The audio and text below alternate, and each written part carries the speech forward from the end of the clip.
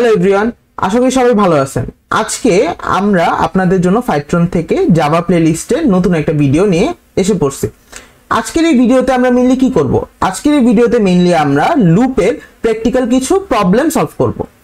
অর্থাৎ প্রিভিয়াস ভিডিওতে আমরা লুপের যে থিওরিটিক্যাল কথাবার্তা বলে আসছি, যে নলেজটা আমরা গেইন করছি, আজকে আমরা এটা ভ্যালিডেট করব যে ওই নলেজটা আমরা আদৌ রিয়েল লাইফে অ্যাপ্লাই করতে পারি কি পারি না। যদি পারি তাহলে তো খুব ভালো, না পারলে অবশ্যই ভিডিওটা আরেকবার দেখতে হবে। অ্যান্ড যদি কেউ এখন পর্যন্ত যারা এই ভিডিওতে আসছেন আগের ভিডিওটা না দেখে আসেন লুপে, তাহলে আমি রিকোয়েস্ট করবো সবাই যাতে ওই ভিডিওটা দেখে আসেন। সো আর কথা না বাড়িয়ে আমরা লুপের প্রবলেমগুলিতে চলে যাই। Let's go. আমাদের প্রথম প্রবলেমটাতে কি লেখা আছে আমরা যদি একটু দেখি, print the first 10 even numbers. Okay, so আমরা প্রথম 10টা ইভেন নাম্বার প্রিন্ট করতে চাচ্ছি। এটা আমরা ফর লুপের মাধ্যমে কিভাবে করতে পারি? বাই দ্য ওয়ে, এটা আমি ফর লুপের কথাই কেন বললাম একদম শুরুতেই, কারণ আমরা প্রিভিয়াস ভিডিওতেও কথা বলে আসছিলাম যে যখন আমরা জানবো যে একটা কাজ n সংখ্যক বার করতে হবে, তখন নর্মালি আমরা ফর লুপটাকেই কনসিডার করে থাকি। হ্যাঁ, সো যেহেতু এদিকে আমাকে বলা আছে যে 10টা স্পেসিফিকলি একটা নাম্বার দেওয়া আছে, এর জন্য আমার মাথায় সবার আগে কি আসছে? ফর লুপ আসছে। বা এটা আমরা ওয়াইল লুপ দিয়েও করতে পারি। সো সমস্যা নেই, আমরা দুইটা লুপ দিয়ে দেখবো। আসেন আমরা প্রবলেমটা সলভ করা ট্রাই করি। এই প্রবলেমটা সলভ করার জন্য আমাদের কি লিখতে হবে? ফর লুপ লিখতে হবে। সো আমরা যদি ফর লুপ লেখার সিনট্যাক্সটা মনে করি, সবার আগে ফর লুপ লেখার জন্য আমার ফর কিওয়ার্ডটা ইউজ করতে হবে। সো আমরা দিয়ে দিলাম ফর কিওয়ার্ড। এরপর আমার কি করতে হবে? একটা ফর লুপের কয়টা পার্ট থাকে? একটা ফর লুপের 4টা পার্ট থাকে। Initialization, condition, increment, decrement and body. চলেন ওইভাবে করি। প্রথমে ইনিশিয়ালাইজেশনের জন্য আমি একটা ভ্যারিয়েবল নেব, যে ভ্যারিয়েবলটা দিয়ে আমি নর্মালি আমার ইটারেশনটা কন্ট্রোল করব। ঠিক আছে, সো ইটারেশনের ছোট বা সংক্ষেপ আমরা আই ইউজ করতেছি। সো আইকে আমরা ইনিশিয়ালাইজ করলাম, আইকে আমি সাপোজ 1 দিয়ে দিলাম ইনিশিয়ালাইজেশনে, যে এটার মান 1 হবে শুরুতে। এরপর আমাদের কি আসবে? কন্ডিশন। এই কন্ডিশনটা দিয়ে আমরা মেইনলি কি ট্র্যাক করব, যে আমার লুপটা নেক্সট ইটারেশনে যাবে কি যাবে না। সো আমরা জানি যে আমার ইটারেশন হবে 10টা, মানে আমরা 10টা জিনিস প্রিন্ট করতে চাচ্ছি। সো এই 10টা জিনিস প্রিন্ট করার জন্য আমার কন্ডিশনটা কেমন হবে? যেহেতু আই ভ্যালু দিয়ে আমি আমার ইটারেশনটাকে কন্ট্রোল করতেছি, সো আই এর মান অবশ্যই 10-এর থেকে বড় হওয়া যাবে না। কারেক্ট? এটা আমার কন্ডিশন। দেন আমার ইনক্রিমেন্ট, ডিক্রিমেন্ট। সাপোজ আমার আই 1 দিয়ে আমি ইনিশিয়ালাইজ করলাম, তারপর 1 তো আমার 10-এর থেকে ছোট, ট্রু হলো। এরপর আমার বডিতে যে আমার কাজটা কমপ্লিট করা হলো, খুব ভালো কথা। কিন্তু কাজটা কমপ্লিট করার পর আমার কোথায় আসবে? ইনক্রিমেন্ট, ডিক্রিমেন্ট পার্টে আসবে। ওইখানে এসে আমি আই এর মান বাড়াবো নাকি কমাবো? কি মনে হয় আপনার? অবশ্যই বাড়াবো, কারণ আই 1 থেকে শুরু হয়েছে এবং আমি 10 পর্যন্ত যেতে চাচ্ছি। সো আমি কি করব? I plus plus. এটাকে কি বলি আমরা? এটাকে আমরা বলি পোস্ট ইনক্রিমেন্ট। এরপর আমাদের বডিতে আসতে হবে। বডিতে এসে এখন আমাদের মেইন কাজটা কমপ্লিট করতে হবে। আমাদের মেইন কাজটা আসলে কি? আমরা 10টা ইভেন নাম্বার জেনারেট করতে চাচ্ছি। আমরা এটা কিভাবে করতে পারি? কারেন্টলি আমার কাছে আছে একটাই ভেরিয়েবল, যেটা হলো আই। এখন আই এর ভিতর তো অনেক কিছু জেনারেট হবে, যেমন 1 জেনারেট হবে, 2 হবে, 3 হবে, 4 হবে, 5 হবে, 6, 7, 8, 9 অ্যান্ড 10। এইরকম কিছু ভ্যালিউ জেনারেট হবে। কার জন্য? আই এর জন্য। এইটা আমরা ফর লুপের সিনট্যাক্সটা দেখলেই বুঝতে পারবো যে আই এর মান এরকম কিছু জিনিস জেনারেট হবে। এখন এটা তো প্রথম 10টা ইভেন নাম্বার না, এটা তো জাস্ট 1 থেকে 10 জেনারেট হচ্ছে। আমার তো টার্গেট প্রথম 10টা ইভেন নাম্বার জেনারেট করা। এখন এটা আমরা কিভাবে করতে পারি? একটু চিন্তা করেন, সব ইভেন নাম্বারই কি 2 এর গণিতক না? যদি আমরা চিন্তা করি, তাইলে আমাকে একটু বলেন তো, যে 1কে যদি আমি 2 দ্বারা গুণ করি, জাস্ট আমরা এদিকে লিখি কমেন্ট করে, যে 1কে যদি আমরা 2 দ্বারা গুণ করি তাহলে কি হবে? 2। 2কে যদি আমরা 2 দ্বারা গুণ করি তাহলে 4, অ্যান্ড অ্যাজ ওয়েল এস বাকিগুলিকে যদি আমরা করি তাহলে কি হবে? এরকম প্রত্যেকটা ইভেন নাম্বার পাবো। তাহলে একটু খেয়াল করেন যে যদি আমি প্রথম 1 থেকে 10কে বা 1 থেকে 10-এর প্রত্যেকটা সংখ্যাকে 2 দ্বারা গুণ করে দেই, তাহলে কি পাচ্ছি? আমি প্রথম 10টা ইভেন নাম্বার পাচ্ছি। কারেক্ট? এটা যদি আমরা বুঝে থাকি তাহলে আসেন আমরা কোড করব। কোড কিছুই না, system.out.println। এটা কেন করা হয়? এটা নর্মালি একটা সিনট্যাক্স, যেদিকে হলো প্রিন্টলেন ফাংশনটা দিয়ে আমরা নর্মালি যে কোনো কিছু কনসোলে প্রিন্ট করতে পারি বা টার্মিনালে প্রিন্ট করতে পারি। অ্যান্ড জাভাতে এই প্রিন্টলেন ফাংশনটা এই system.out এর ভিতর থাকে। তো চলেন আমরা এখন টেস্ট করে আসি যে আমাদের কোডটা কি আদৌ ঠিক হয়েছে কিনা। সবার আগে আমরা সেভ করলাম। সেভ করার পর আমরা কিভাবে রান করব? সবার আগে আমার টার্মিনাল ওপেন করব।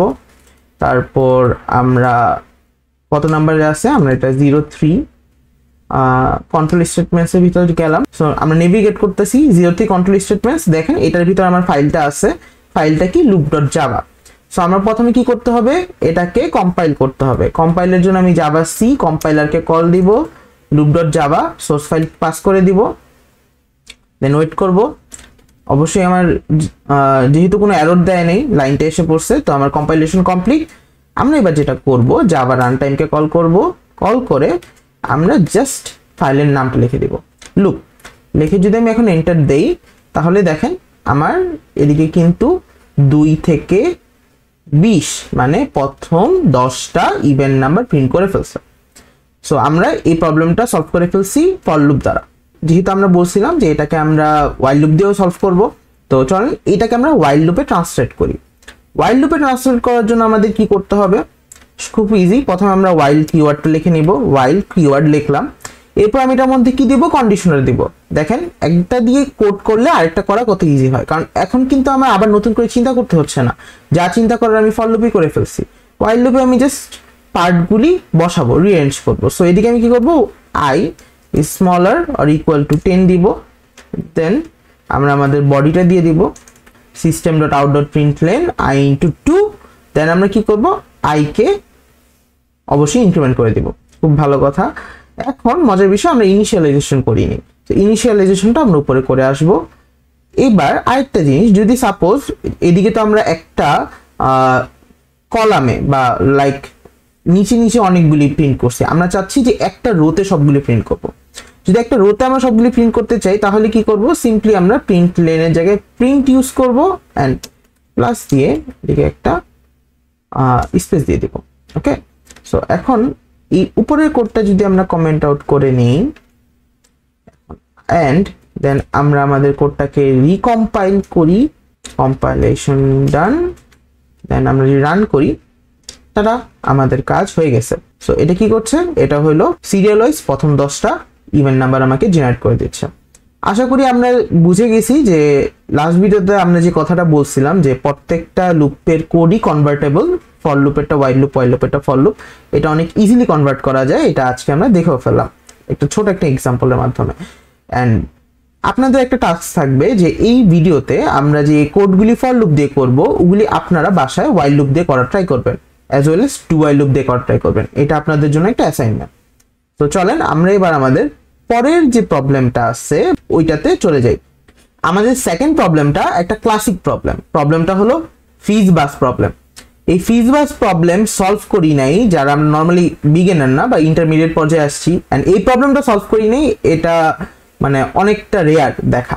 সো এই ফিজ বাস প্রবলেমটা কি বলে এটা একটু যদি আমরা পড়ি, আমি অনেক সংক্ষেপে লিখছি যে আমরা বলছি যে আমরা কি করব, ফ্রম 1 to 100 নাম্বার জেনারেট করব। ঠিক আছে, আমরা একটু কমায় দিই, এদিকে 1 to 20 দিলাম আমরা। তো প্রিন্ট নাম্বারস ফ্রম 1 to 20, কিন্তু কিছু কন্ডিশন আছে।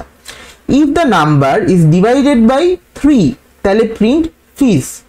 If the number is divided by 5 then print buzz. If the number is divisible by 3 and 5 then print fizz buzz, else print the number. So বিষয়টা কেমন হলো যে আমরা 1 থেকে 20 পর্যন্ত নাম্বারগুলি প্রিন্ট করব, কিন্তু যে নাম্বারগুলি 3 দ্বারা ডিভিজেবল ওইটাকে আমরা 3 এর বদলে বা ওই নাম্বারটার বদলে আমরা ফিজ বলবো বা ফিজ প্রিন্ট করব। যেটা 5 দ্বারা ডিভিজেবল ওইটাকে বাস বলবো, আর যেটা 2টা দ্বারা ডিভিজেবল ওইটাকে আমরা ফিজ বাস বলবো। সো চলেন এই প্রবলেমটা আমরা সলভ করার ট্রাই করি। তো শুরুতেই আমরা যখন মেনশন করছি যে আমরা ফর লুপ ইউজ করব নর্মালি এই প্রবলেমগুলির জন্য, এন্ড বাকি লুপগুলি আপনারা ট্রাই করবেন কনভার্ট করার। সো ফর লুপের জন্য আমরা কি করব, ফর লুপের কিওয়ার্ড দিব, দেন আমরা কি করতে পারি, ইনিশিয়ালাইজ করলাম একটা ইটারেটর ভ্যারিয়েবল। সো আমি দিলাম i is equal to 1। এখন বলেনি আইটা আমি কতক্ষণ চালাবো, এই আইটা আমি আসলে 20 পর্যন্ত চালাবো, কারণ আমার নাম্বার দিয়ে কত 20 জেনারেট করতে হবে। সো আমি আই ভ্যারিয়েবলটা দিয়েই 20 পর্যন্ত প্রত্যেকটা নাম্বার জেনারেট করব, এটাই হলো আমার প্ল্যান। তো যদি এটা করার প্ল্যান থাকে তাহলে কি করতে হবে, i is less or equal to 20 দিতে হবে। কেন ইকুয়াল যদি না দিই তাহলে কিন্তু 20 আসবে না। 19 যখন আসবে তখন যদি মানে সিম্পলি আমি যদি ইকুয়ালের বদলে শুধু লেস দেন দেই তাহলে কিন্তু যখন 20 হবে 20-এর জন্য ইটারেশন চলবে না, কারণ 20 অবশ্যই 20-এর থেকে ছোট না, না সমান, কিন্তু আমার তো 20 লাগবে, এর জন্য স্মলার ইকুয়াল টু আমরা ইউজ করব। দেন আমরা সিম্পলি i কে ইনক্রিমেন্ট করে দেব। খুব ভালো কথা, আমরা করে দিলাম। এখন এই প্রবলেমটা আমরা কিভাবে সলভ করতে পারি, এটাকে আমরা একটু ভেঙে ভেঙে দেখি। অলরেডি এদিকে ভেঙে ভেঙে লেখা আছে, সো আমরা ওইভাবেই ট্রাই করি, জাস্ট যেভাবে বলছে। If i is divisible by 3, এটা আমরা কিভাবে চেক করব? divisible by 3 চেক করব যদি আমার i কে 3 দ্বারা মড করার পর 0 থাকে, তখনই আমরা বুঝবো যে এটা কি 3 দ্বারা ডিভিজিবল। ওকে, যদি এটা হয় তাহলে আমরা কি করব? system.out.println ফার্স্ট, আমার কোপাইলট এটা বারবার সাজেস্ট করে দিতেছে, তো আমরা লিখে ফেলি। সো কি করলাম? 3 দ্বারা ডিভিজিবল হলে আমরা ফার্স্ট প্রিন্ট করব, যদি 5 দ্বারা ডিভিজিবল হয় তাহলে আমরা বাস প্রিন্ট করব, এন্ড যদি এই 3 এবং 5 উভয় দ্বারা ডিভিজিবল হয় তাহলে আমরা ফিজ বাস প্রিন্ট করব, এন্ড যদি কোনোটাই না হয় তাহলে কি করব? আমরা নরমালি কি করতেছি? ওই নাম্বারটা কি প্রিন্ট করে দিতেছি। সো চলেন দেখি এই কোডটা আমরা রান করে যে এটা আমাদের প্রবলেমটা সলভ করে কি করে না। আমরা কি করব? কম্পাইল করব জাভা সি loop.java, কম্পাইল ডান, জাভা রান টাইমকে কল করে আমরা লুপটা পাস করে দিলে আমাদের আউটপুটটা এদিকে শো করতেছে। সো আউটপুটটা যদি একটু খেয়াল করি আমরা, কি আছে? 1 2 3 দ্বারা ডিভিজিবল ফিজ আসছে, 4 5 দ্বারা ডিভিজিবল বাস, 6 3 দ্বারা ফিজ, এই যে 9 3 দ্বারা, ওকে ভালো কথা, এটাও ফিজ হইছে, 10 5 দ্বারা বাস, 12 3 দ্বারা ফিজ, 15 বাস। দেখছেন এটা কি হইছে আদৌ? কারণ কি 15তে কি আসছে? 15তে আসছে শুধু ফিজ। এটা কি হওয়ার কথা না? এটা কিন্তু হওয়ার কথা না, কারণ 15 কি 3 এবং 5 উভয় দ্বারা ডিভিজিবল। তো দেখেন তো এদিকে আমাদের কোপাইলট ভুলটা করছে কোন জায়গায়। যখন লজিকে i এর মান 15, সে চেক করছে যে 15 কি 3 দ্বারা ডিভিজিবল কিনা। যেহেতু ইফ সত্য হয়ে গেছে, এর জন্য কি সে ইফ এলস লেটারের অন্যগুলিতে যাবে? চেক করবে আদৌ? করবে না। এই কারণেই নরমালি সে ফিজ প্রিন্ট করে বের হয়ে গেছে। সো এটা থেকে কি বুঝলাম? সবসময় কোপাইলট কারেক্ট অ্যান্সার দেয় না। ওকে, সো আমরা চলে এটাকে ঠিক করার ট্রাই করি। আমরা নরমালি যেটা করব, আমরা ইফ এলস লেটার করব না, আমরা দুইটা ইফ ইউজ করব। ঠিক আছে, দুইটা ইফ ইউজ করব, এন্ড এটা কি চেক করব? যদি 3 দ্বারা ডিভিজিবল হয় তাহলে ফিজ প্রিন্ট করব, যদি 5 দ্বারা ডিভিজিবল হয় তাহলে বাস প্রিন্ট করব। এখন যেহেতু আমি দুইটা ইফ ইউজ করছি, তো দেখেন যখন 15 আসবে তখন কিন্তু 15 3 দ্বারা ডিভিজিবল হবে, ওটার জন্য ফিজ প্রিন্ট হবে। হওয়ার পর সে কিন্তু এই ইফটাও চেক করবে, কারণ এই ইফ ট্রু হয়েছে, দ্যাটস গুড, কিন্তু এই ইফের সাথে তো ইফের কোনো সম্পর্ক নাই। সো আমাদের কম্পাইলার এই ইফকেও চেক করবে মাস্ট।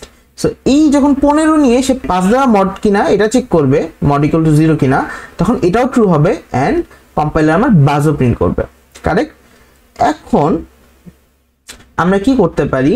আমরা ধরেন আমার ফিজ বাস হইলো, এখন এটাকে আমরা প্রথমত আমাদের লেনটাকে কেটে দিতে হবে, কারণ আমরা লেন দিলে তো ফিজ এন্ড বাস নিচে নিচে প্রিন্ট হবে, কিন্তু আমি তো একসাথে প্রিন্ট চাই। তো এর জন্য আমরা কি করলাম? প্রিন্ট দিয়ে দিলাম, এন্ড এই লাস্টে আমরা এখন যেটা দিচ্ছে এটা করব যে ইফ কোনোটার দ্বারাই যদি ডিভিজিবল না হয় তাহলে আমরা কি করব? 3 দ্বারাও হয়নি, 5 দ্বারাও হয়নি, আমরা জাস্ট নাম্বারটা প্রিন্ট করে দিব। এলস আমরা কি করব? একটা প্রিন্ট লেন প্রিন্ট করে দেব। এই প্রিন্ট লেন কি করে? এটা বাই ডিফল্ট আমরা সিতে যে /n প্রিন্ট করতাম ওইটাকে প্রিন্ট করে দেয় বাই ডিফল্ট। এর জন্য এটা লেন, লাস্টে ইফ যেটা লেন ফাংশন প্রিন্টের পর ln, ওটার কারণ হলো এটা বাই ডিফল্ট একটা নিউ লাইন অ্যাড করে দেয়। সো এই যে লজিকটা আমরা ইমপ্লিমেন্ট করলাম, চলেন দেখি এইটা এবার আমাদের কারেক্ট আউটপুট দেয় কিনা, এন্ড আমরা কি কোপাইলট থেকে ভালো পারফর্ম করতে পারছি কিনা এটা আমরা দেখব। জাভা সি আমরা কম্পাইল করে দিলাম, কম্পাইল করে ফেলার পর আমরা জাভা রান টাইম ক্লিয়ার করে যদি করে দেই, এখন দেখেন সবকিছু ঠিক আছে। এই যে 15 ফিজ বাস, 16 17 18, 18তে কি আসছে? ফিজ আসছে, 19 20 বাস আসছে। সো এবার আমাদের ফিজ বাস প্রবলেমটা পুরোপুরি সলভ হয়ে গেছে। সো ইজি না? আমরা আমাদের সেকেন্ড প্রবলেমটা সলভ করে ফেলছি ফর লুপ এবং কন্ডিশন বা if else ladder and if else যেটাই বলেন ওইটার হেল্প নিয়ে। সো 2 নম্বর প্রবলেমটা সলভ করতে যেয়ে আমরা দেখে ফেললাম যে আমাদের যে কন্ট্রোল স্টেটমেন্টে যে বিভিন্ন পার্ট আমরা পড়ছি, যে লুপ স্টেটমেন্ট, কন্ডিশনাল স্টেটমেন্ট, ওগুলি একত্র করে কিভাবে একটা প্রবলেম সলভ করতে হয়। মানে ফিজ বাস প্রবলেমটা সলভ করার জন্য আমার লুপ স্টেটমেন্ট এবং কন্ডিশনাল স্টেটমেন্ট একসাথে কাজে লাগছে, এন্ড দুইটাকে কম্বাইন করি আমি ফিজ বাস প্রবলেমটা সলভ করতে পারছি। তাহলে চলো আমরা 3 নম্বর প্রবলেমে চলে যাই। Let's go to problem number 3। আমাদের 3 নম্বর প্রবলেমটা হলো একটা প্যাটার্ন প্রবলেম। তো ফাইনালি আমরা একটা প্যাটার্ন প্রবলেমে চলে এসে পড়ছি। প্যাটার্ন প্রবলেম সলভ করার জন্য আমাদের একটা নতুন কনসেপ্ট একটু জানতে হবে। কনসেপ্টটা নতুন, কিন্তু আমরা ওইটা কমপ্লিট করার জন্য বা ওটা আমরা বোঝার জন্য অলরেডি সবকিছু জানা আছে আমাদের। কনসেপ্টটা কি? কনসেপ্টটা হলো নেস্টেড লুপ স্টেটমেন্টস বা nested for loop. Nested for loop কি জিনিস? নর্মালি আমরা ফর লুপের যে 4টা পার্ট আছে, ওই পার্টটার মধ্যে যে বডি আছে, আমরা একটা ফর লুপের বডির ভিতর যদি আরেকটা ফর লুপ লিখে থাকি তাহলে ওটাকে আমরা বলি নেস্টেড ফর লুপ, কারণ একটা ফর লুপের ভিতর আরেকটা ফর লুপ বাসা বেঁধে আছে, এর জন্য এটাকে নর্মালি আমরা বলি নেস্টেড ফর লুপ। এখন নেস্টেড ফর লুপ অনেকগুলি ফর লুপ একত্রে নেস্টেড হইতে পারে, যেমন 3টা ফর লুপ একজনের ভিতর থাকতে পারে, 2টা ফর লুপও থাকতে পারে, মিনিমাম 2টা ফর লুপ একজনের মধ্যে থাকলে, by the way for loop না, লুপের ভিতর লুপ থাকলে আমরা ওগুলিকে বলতে পারি নেস্টেড লুপস। ওইদিকে ফর লুপের ভিতর ওয়াইল লুপ থাকতে পারে, ওয়াইল লুপের ভিতর ফর লুপ থাকতে পারে, ডু ওয়াইল লুপের ভিতর ওয়াইল লুপ থাকতে পারে। Any combination is possible in the case of nested loops. কিন্তু আমরা নর্মালি ফর লুপ বা নেস্টেড ফর লুপই ইউজ করে থাকি, কারণ ওটা বোঝাও সুবিধা, লেখাও সুবিধা। সো এই প্যাটার্ন প্রবলেমটা সলভ করার আগে আমরা একটু নেস্টেড ফর লুপ এবং নেস্টেড ফর লুপের আউটপুটের সাথে ম্যাট্রিক্সের একটা কম্পারিজন দেখে আসবো, তাহলে আমাদের প্যাটার্ন প্রবলেমগুলি সলভ করা অনেক ইজি হয়ে যাবে। তো চলেন আমরা একটু থিওরিটিক্যাল আলোচনা করে আসি। এদিকে আমরা কি দেখতে পারতেছি? এদিকে আমরা প্রথমত 2টা ফর লুপের সিনট্যাক্স দেখতে পারতেছি। ওকে, নর্মাল ফর লুপ, নেস্টেডের এখনো কোনো কাহিনী আসেনি। আমরা প্রথমে এই নীল কালি দিয়ে যে ফর লুপটা লেখা ওইটাকে একটু কনসিডার করি। এই ফর লুপটা কি লেখছে? একটা ভ্যারিয়েবল ইটারেশন কন্ট্রোলার আর আমি জেনারেট করছি, আর এর মান 0 দিছি, আর যতক্ষণ পর্যন্ত 5-এর থেকে ছোট আছে ততক্ষণ পর্যন্ত আমি রান করব ফর লুপটা। আর কে আমি ইনক্রিমেন্ট করতেছি এবং বডিতে যে আমি কি করতেছি, প্রিন্ট লেন ইউজ করছি, মানে আর এর ভ্যালুটা সে প্রিন্ট করবে এবং বাই ডিফল্ট একটা নতুন লাইন অ্যাড করে দেবে। এই ফর লুপের আউটপুটটা আমার টার্মিনালে কি রকম দেখায় এটা এদিকে লেখা আছে। এই যে ফর লুপের যে আউটপুটটা ওইটা অনেকটা এইরকম দেখাচ্ছে, 0 1 2 3 4 নিচে নিচে আউটপুটগুলি আসবে। এই আউটপুটটাকে কিন্তু আমি একটা ম্যাট্রিক্সের সাথে কম্পেয়ার করতে পারি। কি টাইপের ম্যাট্রিক্স? 5/1 ম্যাট্রিক্স। মানে এই ম্যাট্রিক্সের মধ্যে কি আছে, 5টা রো আছে এবং একটা কলাম আছে। তো আমি নর্মালি বুঝতে পারলাম এই টাইপের সিনট্যাক্সে যে আউটপুটটা আসে ওইটা এমন একটা 1 কলাম ম্যাট্রিক্সের মতো আসে, বা আমরা বলতে পারি যে এই টাইপের ফর লুপে আমার আর সংখ্যক রো জেনারেট হয়। ওকে, এই টাইপের ফর লুপের সিনট্যাক্সে আমরা আর সংখ্যক রো জেনারেট করতে পারি। আবার একটু যদি এটাতে খেয়াল করি, লাল কালার দিয়ে যে ফর লুপটা লেখা আছে, এদিকে আমি কি লিখছি, ইন্ট সি নামে একটা ভ্যারিয়েবল ইনিশিয়ালাইজ করছি, সেম আর এর মতো 0 দিয়ে 5-এর থেকে ছোট এন্ড প্লাস প্লাস দিয়ে আমি ইনক্রিমেন্ট করতেছি। কিন্তু বডিতে আমি এবার ln ফাংশনটা ইউজ করিনি, মানে শুধু নর্মাল প্রিন্ট ফাংশনটা ইউজ করছি, মানে বাই ডিফল্ট কোনো নিউ লাইন ক্রিয়েট হবে না। তো যখন এই টাইপের একটা ফর লুপ আমরা এক্সিকিউট করি তখন আমাদের আউটপুটটা কেমন আসে, এমন একটা লাইনে আউটপুটটা আসে, বারবার প্রত্যেকটা সি এর মানের জন্য নতুন লাইন ক্রিয়েট হয় না। তখন এই আউটপুটটাকে যদি আমি কোনো ম্যাট্রিক্সের সাথে কম্পেয়ার করি তাহলে ওটা কেমন ম্যাট্রিক্স হবে, 1/5, মানে একটারও 5টা কলাম। 5 কারণ কি? কারণ আমার লুপটা 5 বার ইটারেট করছে। ওকে, কন্ডিশনটা আর সি এর মানটা এভাবে দেওয়ার কারণে। খুব ভালো কথা।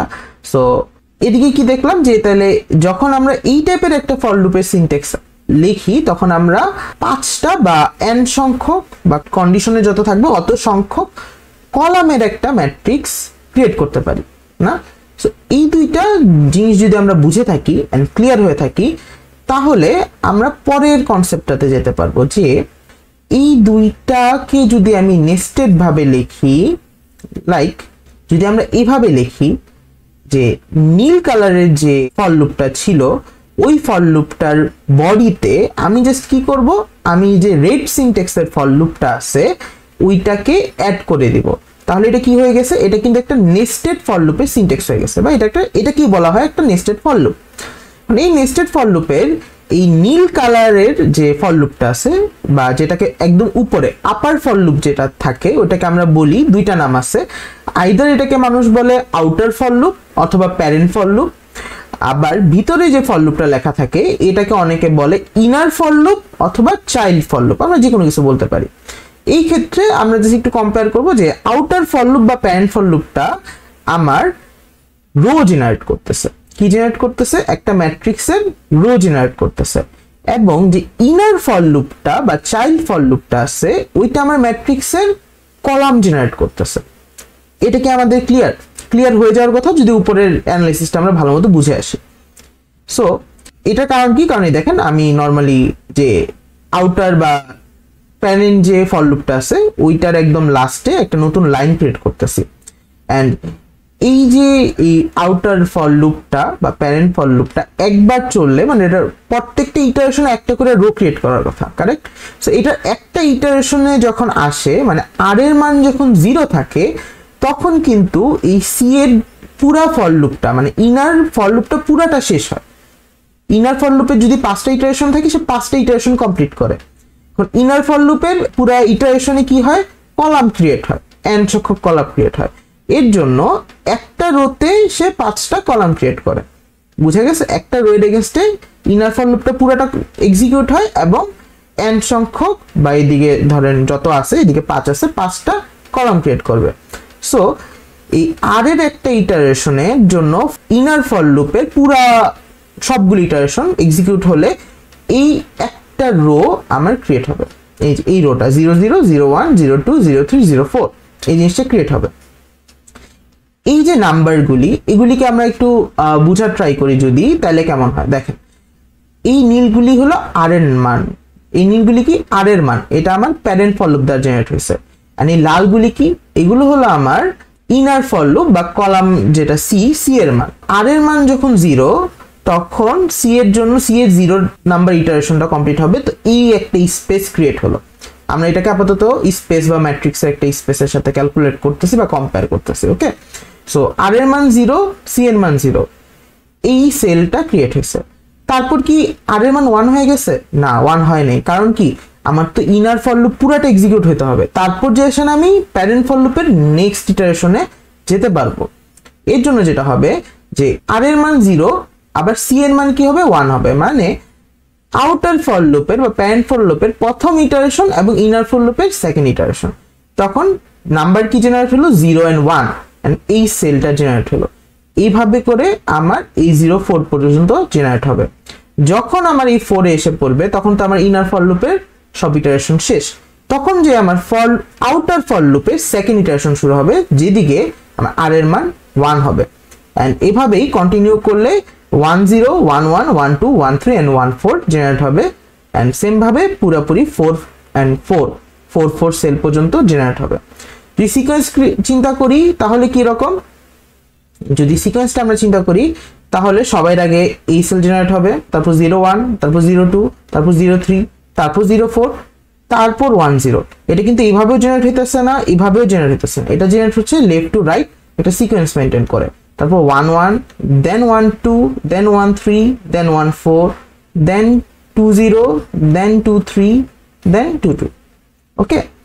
সো আমরা যদি এই জিনিসটা অ্যানালাইসিসটা ঠিকমতো খেয়াল করি বা বুঝতে পারি তাহলে কিন্তু আমাদের প্যাটার্ন প্রবলেম সলভ করা অনেকখানি ইজি হয়ে যাবে। কিন্তু কেন ইজি হবে ওটার অ্যান্সারটা যদি আমরা একটু জানার ট্রাই করি তাহলে অ্যান্সারটা অনেকটা এরকম হবে যে প্যাটার্ন প্রবলেম যেগুলো অক্ষর বা অ্যালফাবেট লিখতে দেয় বা বানাইতে দেয় আমাদের, ওইটা কিন্তু আমাদের লজিকে কনভার্ট করা একটু টাফ হয়। কারণ আমরা লজিক নরমালি কি দিয়ে চিন্তা করতে পারি, 0 1 নিউমেরিক্যাল বা সূত্র ক্রিয়েট করতে পারি আমরা। কিন্তু আমরা যদি জাস্ট আমাদের প্রবলেমটা যেরকম ছিল 3 নাম্বার প্রবলেম, যে সাপোজ আমাকে কি বলছে যে এমন হ্যাশ দিয়ে আমাকে আমার একটা বক্স বানাইতে, তো তখন এটা তো তাও ইজি প্রবলেম, তাও যদি চিন্তা করি এদিকে কিন্তু চিন্তা করাটা একটু টাফ যে আমরা কিভাবে কি করব। হ্যাঁ, নর্মালি একটু টাফ হয়ে থাকে। কিন্তু আমরা যদি এদিকে কোনোভাবে নাম্বার দিয়ে কোনো কিছু চিন্তা করতে পারি বা ম্যাট্রিক্সের মধ্যে কোনো কিছু চিন্তা করতে পারি, তখন কিন্তু আমাদের লজিকটা বিল্ড করা ইজি হয়ে যায়। সো এদিকে আমরা লজিকটা কিভাবে বিল্ড করব এটা আমরা দেখি। প্যাটার্ন প্রবলেমের সলিউশন কিন্তু অনেকটা ড্রয়িং করার মতো। ধরেন আপনি ক্লাস প্লে নার্সারির একটা বাচ্চা, ঠিক আছে, আপনাকে ড্রয়িং করতে দেওয়া হয়েছে, তো আপনাকে একটা ছক করা খাতা দিচ্ছে। এখন আপনাকে বলছে যে আপনি প্রত্যেকটা ছকে একটা করে ডট দিয়ে দিয়ে একটা ড্রয়িং করবেন, আর একটা ছবি আপনাকে দেওয়া আছে ডটেড। সো আপনি কি চিন্তা করবেন ছবিটা আঁকার টাইমে? আপনি চিন্তা করবেন নর্মালি যে আমি একটা কোন সেলটাতে ডট দিব আর কোন সেলটাতে ডট দিব না। এটাই কিন্তু একটা বেসিক চিন্তা হবে আপনার, যে আপনি কোন সেলগুলিকে সিলেক্ট করবেন ডট দেওয়ার জন্য। অ্যান্ড যদি ওইটা আপনি সিলেক্ট করতে পারেন তখন আপনি ড্রয়িংটা অনেক ইজিলি কমপ্লিট করে ফেলতে পারবেন। সেম গোজ ফর আমাদের প্রোগ্রামিং এর প্যাটার্ন প্রবলেমে। আমরা যদি কোনোভাবে বের করতে পারি যে কোন সেলগুলি, এই ম্যাট্রিক্সের কোন সেলগুলিতে আমরা ক্যারেক্টার ইউজ করব বা কোনো কিছু প্রিন্ট করব, আর কোন সেলগুলিতে আমরা কোনো কিছু প্রিন্ট করব না, যে কোনো একটা ডিসিশন যদি আমরা নিতে পারি তাহলে কিন্তু আমরা অনেক ইজিলি প্যাটার্ন প্রবলেমগুলি সলভ করতে পারবো। যেমন সবার আগে আমাদের যে প্রবলেমটা আসে প্যাটার্ন প্রবলেমে এইভাবে ম্যাট্রিক্স ক্রিয়েট করে সলভ করার জন্য, ওইটা হলো যে আমাদের ম্যাট্রিক্সটা কত বাই কত ম্যাট্রিক্স হবে। এইটা আমাদের নর্মালি আউটপুটে যে স্যাম্পল আউটপুটটা আছে ওইটাকে অ্যানালাইজ করে জানতে হয়, অথবা আমাদের একটা ইনপুটের প্যাটার্নের মধ্যেই বলা থাকে একটা ভ্যারিয়েবল n, যে n is equal to 5, n is equal to 8, n is equal to 8 এর জন্য এই প্রবলেমটা সলভ করো, এরকম কিছু বলা থাকে। হ্যাঁ, যেমন আমাদের প্রবলেমও ছিল n is equal to 5 এর জন্য আমাদের ওই হ্যাশ দিয়ে একটা বক্স প্যাটার্ন করতে বলছে। So n is equal to 5 এর জন্য যদি আমার কোনো প্যাটার্ন সলভ করতে হয় সবার আগে আমাদের কি করতে হবে? 5/5 একটা স্কয়ার ম্যাট্রিক্স জেনারেট করতে হবে। তো একটা 5/5 স্কয়ার ম্যাট্রিক্স কিভাবে জেনারেট করে আমরা এখন এটা অবশ্যই জানি, যে এইভাবে একটা নেস্টেড ফর লুপ লিখে প্যারেন্ট ফর লুপের মধ্যে রো এর কন্ডিশনের জায়গায় 5 দিয়ে দিলাম এবং কলামের এদিকেও 5 দিয়ে দিলাম, তাহলে কি হবে? 5টা রো ক্রিয়েট হবে এবং প্রত্যেকটা রোতে 5টা করে কলাম ক্রিয়েট হবে। এট দ্য এন্ড এটা একটা 5/5 ম্যাট্রিক্স ক্রিয়েট করে ফেলবে। তো সবার আগের টাস্ক যে আমাদের স্পেস বা ওই ছক করা খাতাটা ক্রিয়েট করা, যেটা আমরা এই নেস্টেড ফর লুপের মাধ্যমে ক্রিয়েট করতে পারলাম। এরপর আমাদের সেকেন্ড কাজটা হলো পুরোপুরি অ্যানালিটিক্স বা অ্যানালাইজ করতে হবে।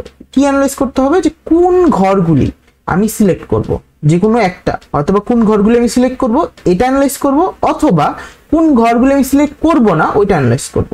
ওকে, সো আমি নর্মালি প্রিফার করি যে কোন ঘরগুলিকে আমি সিলেক্ট করব ওইটা অ্যানালাইসিস করা। সো আমাদের হ্যাশ প্রবলেমটার জন্য যদি চিন্তা করি তাহলে তো আমাদের সবগুলি ঘরই আমাদের হ্যাশ প্রিন্ট করতে হবে। সো 3 নম্বর প্রবলেমটার জন্য তেমন কিছু কঠিন না, আমরা জাস্ট প্রত্যেকটাতেই মানে প্রত্যেকটা ঘরেই কি করতে পারবো? আমরা হ্যাশ প্রিন্ট করে দিতে পারবো, তাহলে আমাদের প্যাটার্নটা কমপ্লিট হয়ে যাবে। সো চলেন আমরা আমাদের 3 নম্বর প্রবলেমটা সলভ করে আসি আগে, তারপর যখন আমরা ইন ফিউচার বা পরের প্রবলেমগুলিতে যখন আমরা আরো কমপ্লেক্স কিছু প্যাটার্ন দেখবো তখন এসে আমরা এই কোন ঘরগুলিকে সিলেক্ট করব এবং কিভাবে এটা আমি ডিসাইড করব ওইটা দেখে আসবো। তো আগে আমরা 3 নম্বর প্রবলেমটা সলভ করে আসি। 3 নম্বর প্রবলেমের কোডের জন্য আমরা কি করব? আমরা একটা নেস্টেড ফর লুপ লিখবো। তো চলো আমরা একটা নেস্টেড ফর লুপ লিখি, for each row is equal to, দেখেন n এর মান কিন্তু 5 দেওয়া আছে, এর জন্য আমি 0 থেকে শুরু করতে পারি। রো লেস দেন 5 দিলে আমার কি হবে? আসলে 5টা হবে। যদি আমি লেস ইকুয়াল দিয়ে দিই, যেহেতু রো 0 দ্বারা ইনিশিয়াল হয়েছে তখন কিন্তু আমার একটা বেশি রো জেনারেট হয়ে যাবে, কারণ তখন 6 বার ইটারেশন হবে। ঠিক আছে, সো আমার কি হবে? যেহেতু রো আমি 0-তে ইনিশিয়ালাইজ করছি এর জন্য আমার রো 5 থেকে কম হতে হবে। তারপর আমার রো কি করব? আমরা ইনক্রিমেন্ট করে দিব, খুব ভালো। তারপর আমরা কি করব? কলামের জন্য যে ফর লুপটা ওইটা লিখব, for each column 0, and lastly আমরা প্রিন্ট করে দিব হ্যাশকে, মানে হ্যাশের পর একটা স্পেস দিব যাতে আমাদের দেখতে সুন্দর লাগে। ঠিক আছে, তারপর আমরা নতুন লাইনটা ক্রিয়েট করে দেব। তো চলেন এবার দেখি আমরা কম্পাইল করে আমাদের এই প্যাটার্নটা আমরা সলভ করতে পারছি কিনা। কি করব? সবার আগে আমরা জাভা-সি কে কল করে ফাইলকে পাস করে দেব, সোর্স ফাইল পাস করে দিলাম। দেন আমরা জাভা রান টাইম কে কল করে কম্পাইল ফাইলটা দিয়ে দেব, এন্ড তারা আমাদের প্যাটার্ন কমপ্লিট। কত ইজিলি। তো আমাদের প্রবলেম 3 সলভড। এখন চলেন আমরা প্রবলেম 4 এ চলে যাই। ওকে, আমাদের 4 নম্বর প্রবলেমটাও হলো একটা প্যাটার্ন প্রবলেম। ঠিক আছে, আমরা সবসময় মনে রাখবো প্যাটার্ন প্রবলেম মানেই হলো নেস্টেড ফর লুপ। তো আমরা প্রবলেমটা অ্যানালাইসিস করার আগে যেহেতু প্যাটার্ন প্রবলেম, আমরা আগে একটা নেস্টেড ফর লুপ লিখে নিই। সো নেস্টেড ফর লুপটা কিভাবে লিখবো, আমরা এদিকে সেম রাখতে পারি, আর ইজ ইকুয়াল টু লাইক, এই ক্ষেত্রে আমরা একটু 1 দিয়ে শুরু করব, 0 দিয়ে শুরু করব না, ঠিক আছে।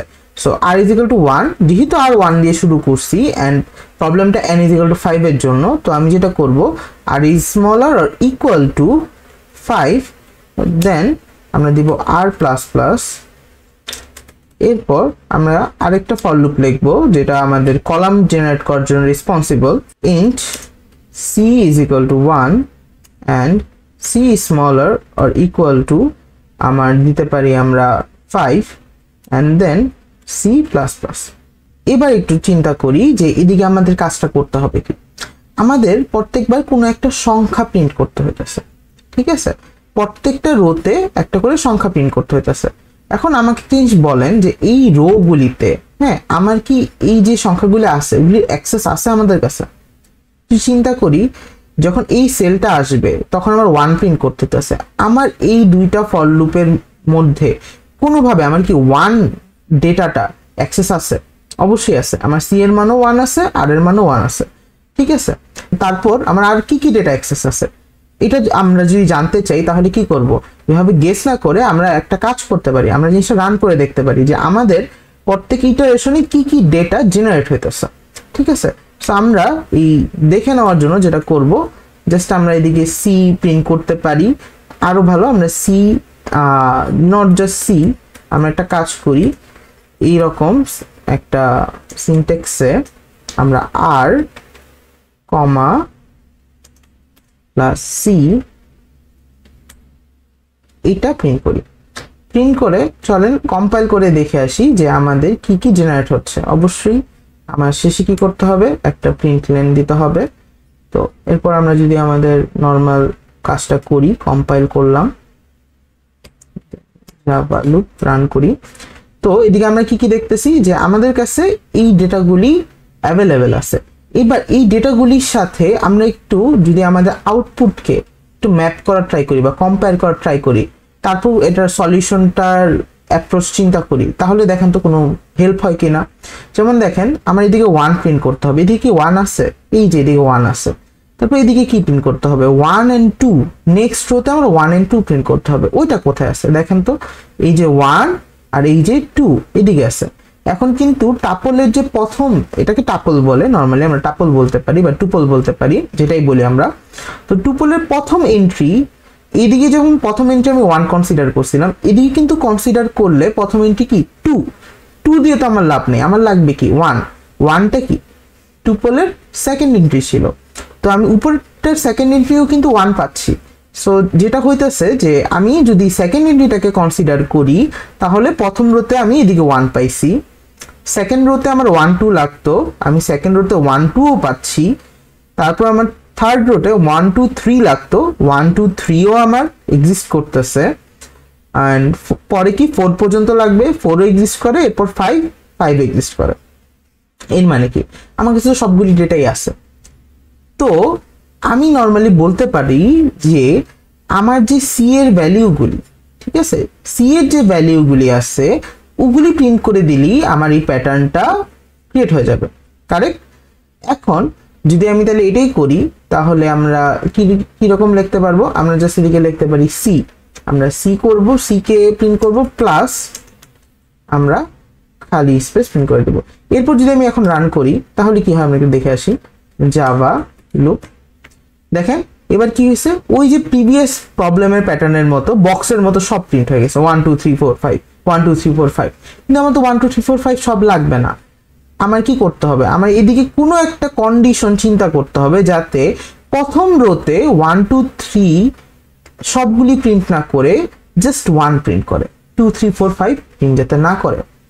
পরের রোতে সেকেন্ড রোতে আমার জাস্ট 1 2 প্রিন্ট করে, 3 4 5 যাতে রান বা প্রিন্ট না করে। এখন দেখেন এদিকে কিন্তু একটা সম্পর্ক আমরা অলরেডি অ্যানালাইসিস করতে যেয়ে বলেই ফেলছি। প্রথম রো মানে যখন রো এর মান 1 তখন আমার c এর ম্যাক্সিমাম মান কত জেনারেট হবে 1, যখন আমার সেকেন্ড রো r এর মান কত 2 তখন আমার কি কি মান লাগবে 1 2 মানে সি এর ম্যাক্সিমাম রেঞ্জ কত 2। তারপর যখন আমার রো এর মান 3 বা আমার থার্ড নাম্বার রো আর এর মান 3 তখন আমার কি কি লাগবে 1 2 3 এর মানে সি এর ম্যাক্সিমাম রেঞ্জ কত 3। এর মানে হলো আমি যদি সি এর ম্যাক্সিমাম রেঞ্জকে আর করে দিই একটা রো এর এগেইনস্টে অর জেনারেটেড কলাম ওই আর সংখ্যক আর যত number rho first second third অত সংখ্যক কলাম জেনারেট হয় এবং আমি ওই নাম্বারটা যদি প্রিন্ট করে দিই তাহলে কিন্তু এই প্রবলেমটা সলভ হয়ে যাচ্ছে। তো দেখি আমরা এই কাজটা করে যে এটা আদৌ সলভ হচ্ছে কিনা। জাভা সি loop.java আমরা কম্পাইল করলাম তারা আমাদের প্রবলেম সলভ হয়ে গেছে। সো এই যে একটা অ্যাপ্রোচ দেখাইলাম এটা হলো আরেকটা অ্যাপ্রোচ যে একটা প্রবলেমকে কিভাবে ভেঙে ভেঙে সলভ করতে হবে বা অ্যানালাইসিস করতে হবে। একটা প্রবলেমকে ডাইরেক্ট প্রথম গতেই আমার সলভ করতে হবে এমন কিছু না, আমরা ওইটাকে অনেক ছোট ছোট প্রবলেমে ভাগ করে করে আস্তে আস্তে শুরু করতে পারি এন্ড এট দ্য এন্ড আমরা আমাদের যে প্রবলেমটা আমাদেরকে দেওয়া হয়েছিল ওটা সলভ করে ফেলতে পারবো। যদি আমরা এই প্রবলেম বুঝে থাকি আসলে যে কিভাবে সলভ হয়েছে তাহলে আমরা 5 নাম্বার প্রবলেমে চলে যেতে পারি। 5 নাম্বার প্রবলেমটাও একটা প্যাটার্ন প্রবলেম, কিন্তু এদিকে একটা মজার জিনিস আছে যে এদিকে আমার 1 2 3 না, এদিকে আমার ক্যারেক্টার প্রিন্ট করা হয়েছে, তাও আবার একটা অ্যাসেন্ডিং অর্ডারে। মানে উপরে ছিল 1 নিউমেরিক্যাল ভ্যালু, কিন্তু এবার এদিকে a then a b then a b c then a b c d এরপর e এভাবে আসছে। কোশ্চেন হলো আমরা এটা কিভাবে সলভ করব? একটু চিন্তা করেন। আমাদের এই প্রবলেমটা সলভ করার জন্য একটা নলেজ লাগবে, ওই নলেজটা হলো আস্কি টেবিলের নলেজ বা আস্কি ভ্যালুর একটা নলেজ। এই নলেজটা কি? এই নলেজটা হলো এইটা যে যে কোনো ক্যারেক্টারকে একটা ডেসিমেল ভ্যালু দ্বারা রিপ্রেজেন্ট করা যায়। নর্মালি আস্কি টেবিল থেকে আমরা এই ম্যাপিংটা দেখতে পারি যে প্রত্যেকটা ক্যারেক্টারকে কোন ডেসিমেল দ্বারা রিপ্রেজেন্ট করা হয়ে থাকে। সো আস্কি টেবিল সম্পর্কে আমরা যারা যারা জানি না তারা গুগল করে অবশ্যই একটা আস্কি টেবিল দেখে নেব। আপাতত আমি আপনাদেরকে বলে দিচ্ছি যে 97 যে ডেসিমেল ভ্যালু এটা দিয়ে নর্মালি আমার ছোট হাতের a কে রিপ্রেজেন্ট করা হয়। সো জাভাতে আমরা যেটা করতে পারি ওইটা হলো যে আমরা এই ডেসিমেল ভ্যালুকে ক্যারেক্টারে কনভার্ট করে টাইপ কনভার্সন বলে নর্মালি। এই সিনট্যাক্সটা যারা আমরা চিনি না তাদের জন্য আমি বলে দিচ্ছি যে এইটুক তো আমরা জানি যে এটা একটা ক্যারেক্টার ভ্যারিয়েবল আমরা ডিক্লেয়ার করতে পারি। ক্যারেক্টার ভ্যারিয়েবল ডিক্লেয়ার করার সিনট্যাক্স হলো এইটা, ঠিক আছে।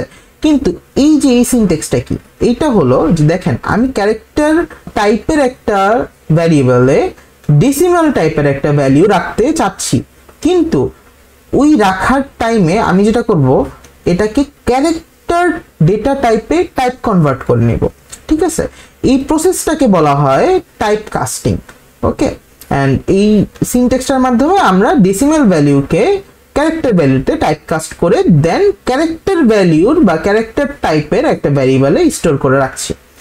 এখন যখন আমরা ডেসিমাল ভ্যালুকে ক্যারেক্টারে টাইপ কাস্ট করি তখন এটা কোনটাতে ট্রান্সলেট হয় এটা হলো চিন্তা করার বিষয়। আসলে কি চিন্তা করার বিষয়? কারণ কিছুক্ষণ আগেই আমি বলে আসছি যে যদি প্রত্যেকটা ক্যারেক্টারের একটা ডেসিমাল রিপ্রেজেন্টেশন থাকে, সেম প্রত্যেকটা ডেসিমাল নাম্বারের একটা ক্যারেক্টার রিপ্রেজেন্টেশন আছে according to ASCII table. So 97 কে যখন আমি ক্যারেক্টার ডেটা টাইপে কনভার্ট করি বা টাইপ কাস্ট করি তখন ওইটা আমার ছোট হাতের এ তে কনভার্ট হয়ে যায়। চলেন আমরা এটা একটু প্রিন্ট করে দেখি এটা কি আদৌ হয় কিনা। তো আমি এটা জাস্ট লিখলাম, লেখার পর আমরা কম্পাইল করি, কম্পাইল করার পর জাভা লুপ রান করি। তো এই দেখেন এ প্রিন্ট হয়েছে, কারেক্ট। আমরা উপরের কোডটাকে কমেন্ট আউট করে আসি, ভুলে গেছিলাম, ওকে কমেন্ট আউট। সো দেখেন এটা আমার এ প্রিন্ট হয়েছে। সো এই নলেজটা যদি আমরা জেনে থাকি তাহলে দেখেন এখন কিন্তু আমাদের কোডটা সলভ করা অনেক ইজি, কারণ বাকি যে লজিকটা ওইটা কিন্তু আমাদের প্রিভিয়াস কোডের মতোই। যদি আমরা এইটাকেই কপি করে আনি যেটা আমার 1 2 3 4 5 জেনারেট করতেছিল, কপি করে এদিকে আমরা পেস্ট করি, আমরা এই লজিকটাই ইউজ করব, জাস্ট একটু মডিফিকেশন আমাদের করতে হবে। মডিফিকেশনটা কি? মডিফিকেশনটা হলো যে আমরা এদিকে আর এর ভ্যালু সেম রাখতে পারি 1 থেকে 5, কিন্তু এই যে আমরা নর্মালি যে সি এর ভ্যালু নিয়ে কাজ করতেছিলাম ওই সি এর ভ্যালুর জায়গায় আমরা এখন যেটা করব এইরকম ক্যারেক্টার ভ্যালুতে জাস্ট যেটা করব এইরকম character value is equal to decimal value plus c minus 1 দিয়ে দেব, কারণ প্রথমে তো 1 ছিল, এখন 97 সাথে 1 যোগ করলে 98 হয়ে যাবে, যেটা আমার বি কে রিপ্রেজেন্ট করে। কিন্তু এটা তো আমার লাগবে না, আমার লাগবে প্রথমে এ। তো 97 সাথে নরমালি 0 যোগ করলে আমার কি আসবে, এ আসবে। ওকে, মানে 97 দ্যাটস মিন এ। দেন আমার 1 যোগ করলে কি আসবে, 98, এন্ড 98 কে টাইপকাস্ট করলে আমার আসবে বি। সো এর জন্য আমরা জাস্ট কি করলাম, সি মাইনাস 1 করে নিলাম এবং ওই ভ্যালুটাকে আমরা ডেসিমাল ভ্যালুর সাথে অ্যাড করলাম। দেন আমরা ক্যারেক্টার ভ্যালু যে ভ্যারিয়েবলটা আছে ওইটাকে অ্যাসাইন করে দিলাম।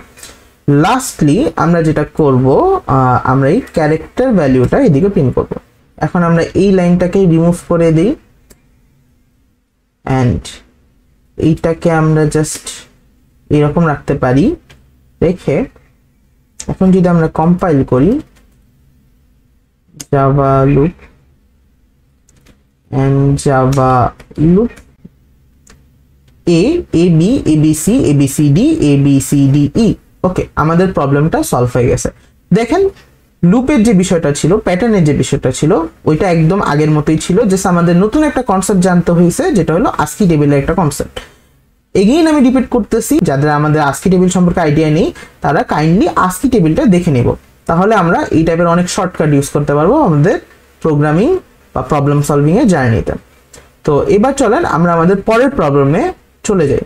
আমাদের নেক্সট যে প্রবলেমটা মানে প্রবলেম 6, এটা যদি একটু খেয়াল করি, এই প্রবলেম 6টা কিন্তু আমাদের প্রবলেম 4 এর মতোই, সেম না, জাস্ট একটু কি রিভার্স করে দেওয়া। মানে এটা ছিল 1 থেকে কাউন্ট শুরু করে লাস্টের রোতে 1 2 3 4 5 আসবে, এন্ড প্রবলেম 6 এ যেটা হচ্ছে প্রথমে 1 2 3 4 5 সবগুলি প্রিন্ট হচ্ছে, তারপর একটা করে কমছে।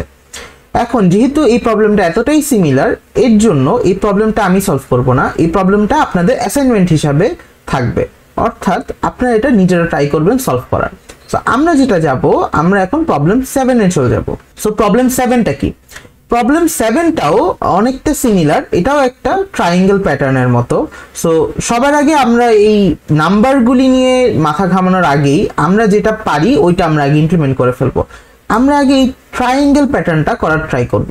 সো ট্রায়াঙ্গেল প্যাটার্নটা আমরা কিভাবে করতে পারি, for int r is equal to আমরা জানি 1, then r is smaller or equal to 5, এই ক্ষেত্রে r plus plus, then for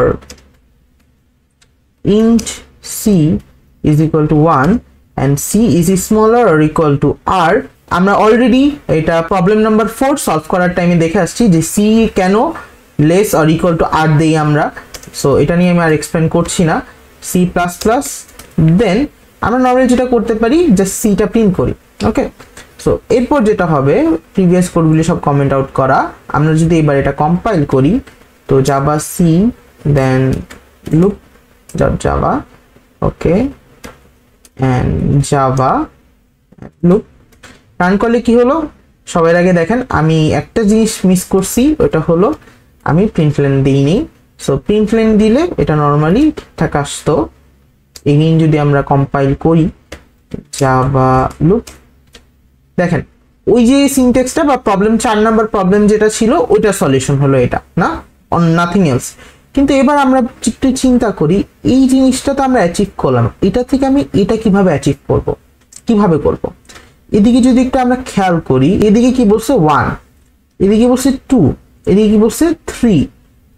আমরা যখন প্যাটার্ন প্রবলেম অ্যানালাইসিস করতেছিলাম এবং ম্যাট্রিক্স দিয়ে চিন্তা করছিলাম, তখন একটা জিনিস বলছিলাম যে আমাদের এক্সিকিউশন বা সেল জেনারেট হয় লেফট টু রাইট, তারপর রাইটে ম্যাক্সিমাম কলাম রিচ করে ফেললে নেক্সট রোতে যায়, কারেক্ট।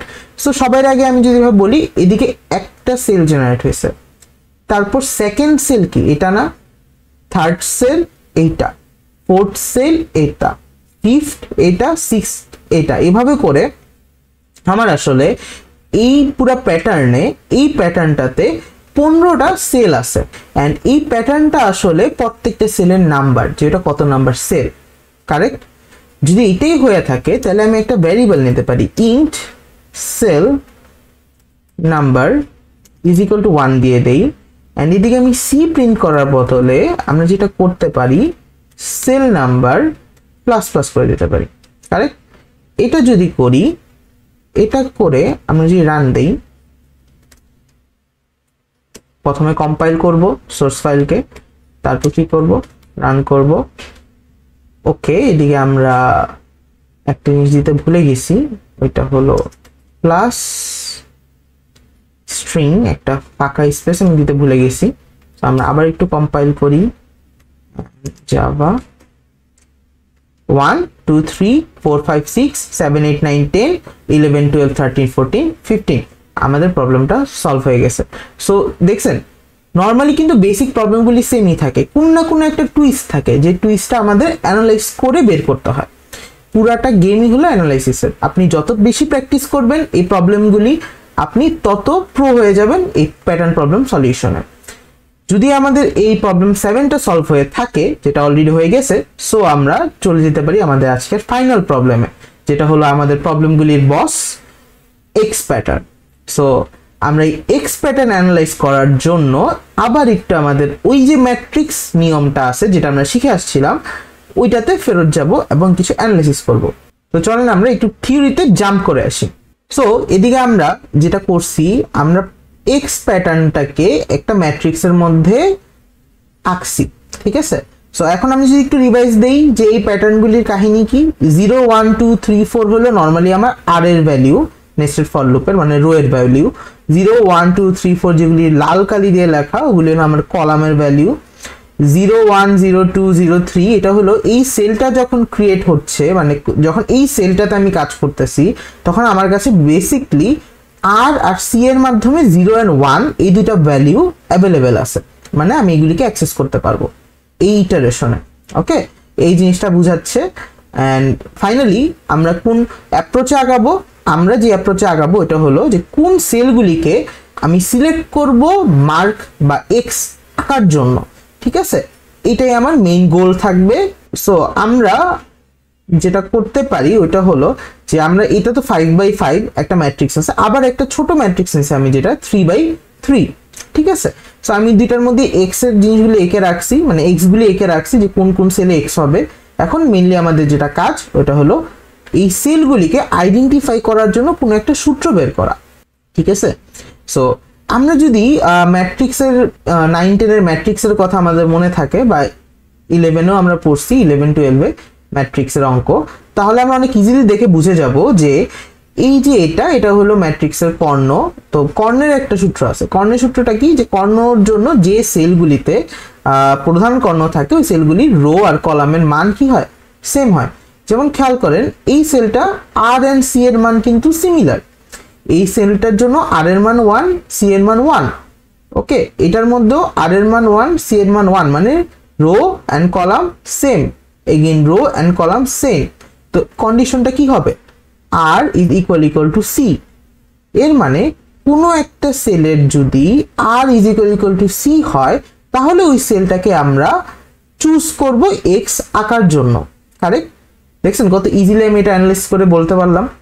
তো এখন আমি একটা পার্ট তো সলভ করে ফেললাম, আরেকটা পার্ট কি, এই পার্টটা বা এই যে লাইনটা আছে এক্স এর, এই লাইনের জন্য যে সেলগুলি আমার সিলেক্ট করতে হবে ওইটার একটা সূত্র আমার ডেভেলপ করতে হবে। সো এটা কিভাবে করব, চলুন এটা করার জন্য একটা অ্যানালাইসিস করি। আমরা ছোটটা দিয়ে অ্যানালাইসিস করি, পরে বড়টা দিয়ে আমরা কি করব, ভ্যালিডেট করব, ঠিক আছে। সবসময় মনে রাখবেন ছোট জিনিস মিনিমাম সাইজের স্পেসে আমরা কাজ করব, তাহলে আমাদের সূত্রটা ডেভেলপ করতে, অ্যানালাইজ করতে ইজি হবে, সময় কম লাগবে। দেন বড় স্পেসে যে আমরা এটা ভ্যালিডেট করব যে আমাদের অ্যানালাইসিসের রেজাল্টটা ঠিক আছে কিনা।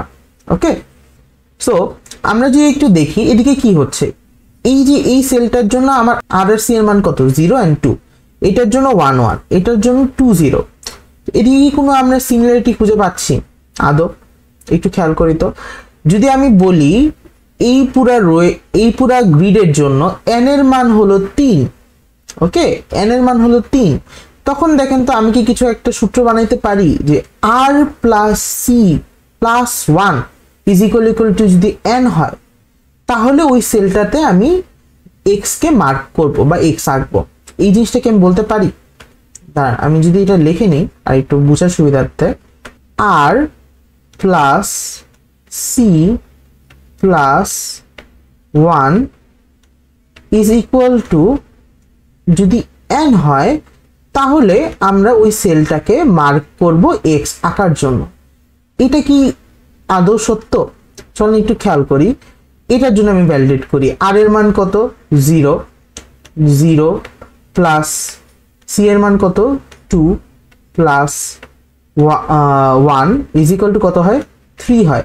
অ্যান্ড এই পুরা সেল বা এই পুরা ম্যাট্রিক্সটার জন্য n এর মান ছিল 3। ওকে, সো এই সূত্র এই সূত্রটা দিয়ে আমি এই সেলটাকে ইউনিকলি আইডেন্টিফাই করতে পারতেছি। দেন এই সেলটা যেটা এই দেখেন এই সেলটা কিন্তু আমার সিলেক্ট করার কথা না। আমি এটাও চেক করব যে এই সূত্রটা দিয়ে কি এই সেলটা কোনোভাবে সিলেক্ট হবে।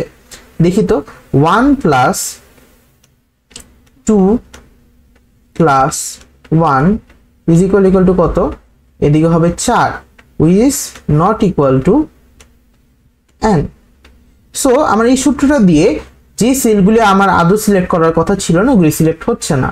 সো আমি কিন্তু একটু অ্যানালাইসিস থেকে বলতে পারতেছি যে আমাদের যে এই সূত্রটা যেটা আমি এদিক থেকে বের করলাম ওইটা আপাতত কারেক্ট, কারণ এই প্রত্যেকটা সেল আমি জেনারেট করতে পারছি। এখন আমি যে বড় বা bigger n is equal to 5 এর জন্য এই সূত্রটা এদিক থেকে আমি ভ্যালিডেট করব। ঠিক আছে, এই সূত্রটা যদি এদিক থেকে ভ্যালিডেট করি আমরা, তো কিভাবে করতে পারি? যেমন আমি এই সেলটার জন্য দেখতে পারি 3 plus 1 plus 1 is equal to 5 which is equal to n। এই সূত্রটা আমার পারফেক্টলি রান করে। তো আমি কি কনক্লুশনে আসতে পারি যে এক্স প্যাটার্নটা প্রিন্ট করার জন্য যদি আমি এই অ্যাপ্রোচে যাই যে কোন সেলগুলি আমার সিলেক্ট করতে হবে, তাহলে সেলগুলি সিলেক্ট করার জন্য যে কন্ডিশনটা আমি পাইছি ওটা হলো r is equal two c হবে, অর হয়তোবা কোন একটা সেলের জন্য এই সূত্রটা ট্রু হবে, অথবা r plus c plus 1 is equal two n হবে।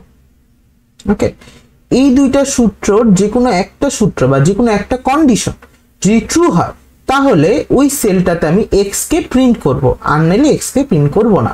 এই কাজটা যদি আমার করে থাকি তাহলে আমি এই ম্যাট্রিক্স নিয়মে অনেক ইজিলি x প্যাটার্নটা প্রিন্ট করতে পারবো।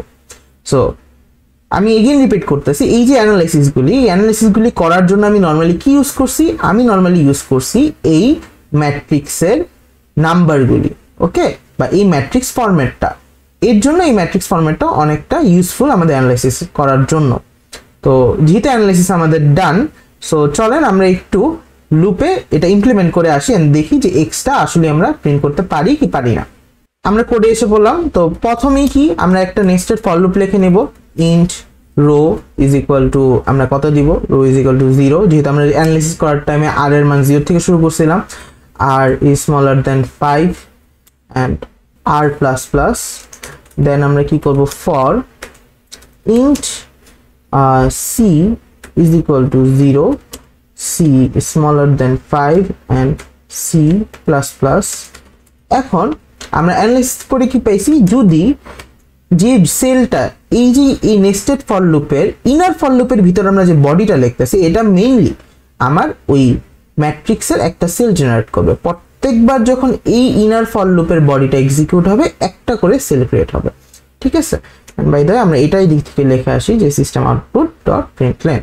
এখন যেহেতু একটা সেল প্রিন্ট হইতাছে, তো আমরা সেলটা প্রিন্ট বা ক্রিয়েট হওয়ার টাইমেই চেক করব যে এই সেলটা কি আমার ডিজায়ার সেল কিনা। যদি এটা আমার দেখতে হয় তাহলে কন্ডিশন কি? r is equal two c or r plus c plus 1 is equal to 5। এদিকে যদি আমরা এমন করি যে এই 5 ভ্যালুটাকে একটা n ভ্যারিয়েবলের ভিতর রাখি এবং এই জায়গায় আমরা স্ট্যাটিকলি 5 না দিয়ে আমরা এদিকে n দেই, এখানেও n দেই। ওকে, দেন আমরা যেটা করব, যদি এই দুইটার যে কোনো একটা কন্ডিশনও ট্রু হয় তাহলে আমরা x প্রিন্ট করব, আদারওয়াইজ আমরা স্পেস প্রিন্ট করব। তো উপরের কোডটাকে আমরা কমেন্ট আউট করে আসি, কমেন্ট আউট ডান। এবার চলেন আমরা দেখি যে আমাদের এই কোডটা ঠিকমতো আমাদের প্যাটার্ন ক্রিয়েট করতেছে কি করতেছে না। সেটার জন্য আমরা কি করব? জাভা কম্পাইলারকে কল করব, সোর্স ফাইল দিব, সোর্স ফাইল দেওয়ার পর আমরা জাভা রান টাইমকে কল করে চালাই দেব। দেখেন আমাদের এক্স প্যাটার্নটা অনেক ইজিলি ক্রিয়েট হয়ে গেছে। এখন আরো মজার বিষয় যে এটা কিন্তু স্ট্যাটিক না, এটা কিন্তু ডাইনামিক। আমরা যে অ্যানালাইসিসটা করছি, অ্যানালাইসিসটা করার টাইমে কিন্তু n এর মান দুইটা কেসের জন্য, মানে n এর মান একবার 3 একবার 5 নিয়ে কাজ করছি। সো আমি যদি এদিকে n এর মান সাপোজ এখন যদি 9ও দেই, তাও দেখেন এই সূত্রটা কিন্তু স্টিল নাও কাজ করবে। জাভা লুপ দেখছেন। সো আমরা যে সূত্রটা বের করছি অ্যানালাইসিস করে, ওইটা কিন্তু একটা ডাইনামিক সূত্র, ওটার কোনো স্ট্যাটিক পার্ট নেই। সো এর জন্য এই অ্যানালাইসিসটা বোঝা অনেক বেশি ইম্পর্টেন্ট, কারণ ফর লুপের সিনট্যাক্স, ইফ এলসের সিনট্যাক্স অনেক ইজিলি বুঝতে পারবো, কিন্তু যদি আমরা অ্যানালাইসিসটা করতে না পারি ঠিক মতো, তাহলেই আমাদের প্রবলেম সলভ করতে যেয়ে প্রবলেম ফেস করতে হয় মেইনলি। ঠিক আছে। সো আই হোপ যে আপনারা এই ম্যাট্রিক্সের নিয়মটা বুঝে গেছেন এবং নেস্টেড ফর লুপের এবং প্যাটার্ন প্রবলেমের বেসিকটা আপনাদের ক্লিয়ার হয়ে গেছে, and you are now good to go to solve more complex pattern problems using the matrix solution and approach. And আমি এই ভিডিওতে যে প্রবলেমগুলি অ্যাজ হোমওয়ার্ক দিছি, আমি আশা করব আপনারা এটা কমপ্লিট করবেন। কমপ্লিট করে অবশ্যই কমেন্ট বক্সে কোড শেয়ার করে দিতে পারেন। আমি অবশ্যই চেক করব আপনাদের কোডগুলি অ্যান্ড রিপ্লাই দেওয়ার ট্রাই করব যদি কোনো প্রবলেম হয়ে থাকে। অ্যান্ড আজকের জন্য এতটুকুই, আবার দেখা হবে নেক্সট ভিডিওতে। ততক্ষণ পর্যন্ত stay with Fightron and please subscribe and hit the bell button. Thank you.